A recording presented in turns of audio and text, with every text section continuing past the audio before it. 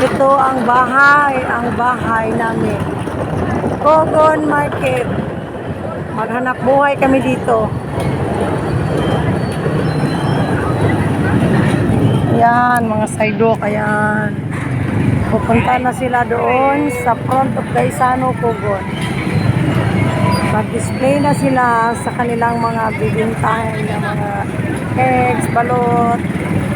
Iba-iba na lang ang kanilang mga negosyo. Pareho sa amin, delivery. Sa kanila, sidewalk. Mga ihaw-ihaw. Ano-ano na lang ang hanap buhay dito sa Cagayan de Oro City, sa Kogon, Philippines. Mga nyug, mga juice ng nyug, mga fresh. Iba-iba na lang ang mga trabaho namin dito, araw-araw, negosyo, peanuts, saka may lugaw, may sweet corn. Yan ang Philippines, hanap buhay para walang mahirap. Ayan. Ayan na ang mga sidewalk. Time na sa pagbinta sa aming mga negosyo araw-araw. Hanap buhay para mabuhay. Ayan, iba-iba lang ang aming mga negosyo dito. May mga juice. Ayan, si Lolo.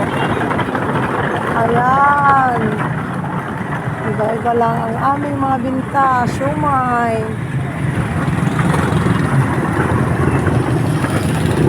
Pag hindi ka magbinta, walang pera. Kaya nga, mga Pinoy, pag walang trabaho, hindi makaeskwela yung anak nila. Kung walang negosyo, hindi makabayad sa mga kuryente, tubig, kung ano pang gustong araw-araw. Ito ang buhay sa Pilipino.